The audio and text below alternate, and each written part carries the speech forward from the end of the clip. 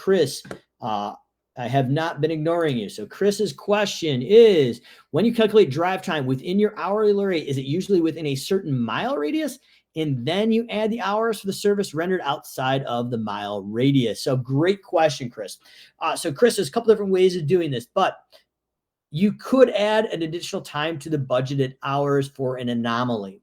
But from a financial standpoint, long as your average drive time hasn't gone up as a percentage from year to year, it is going to be included in your break even number. And what we're really looking at is we're looking to budget and job cost the on-site performance, in my opinion, because there's going to be 2, maybe 3 reasons why things get funky with this equation. So the first of which is it is operator office error. The routing and density is not being done the way it should be, and we're raising the percentage of non-billable drive time. Second, which is most common, and Chris, I'm going to hit your question, the third part of this. Second is the guys that stop at the gas station, cigarette breaks, driving across town for a cold drink on a hot day, and they're killing your route density.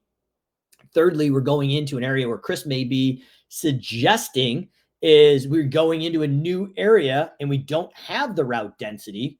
So we're not as fluid and we have more non-billable drive time. But the thing that, in my opinion, Chris, is we may be able to, on an average, budget for that in as a percentage of increased time for those jobs and raise the hourly break-even projected to cover that. But where I'm really concerned about is the on-site time, because are we hitting our goals and are we profitable in that new area? And back to step 3 over there of the main things is knowing your ideal client avatar. Part of the avatar could be specific setups of properties or efficiencies. And if we've gone into a new area that doesn't have similar efficiencies, we want to be able to job cost and be able to make sure we're staying with that client avatar. So hopefully that makes sense.